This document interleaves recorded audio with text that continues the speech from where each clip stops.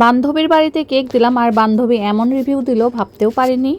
বান্ধবীর ছেলের জন্মদিন ছিল আর আমার কাছে কেকের অর্ডার করলো। 1 পাউন্ড কেক অর্ডার করেছিল আমার কাছে, আর কেকটা দেখে কিন্তু মনে হচ্ছে যে এইখানে 1 পাউন্ড কেক নাই।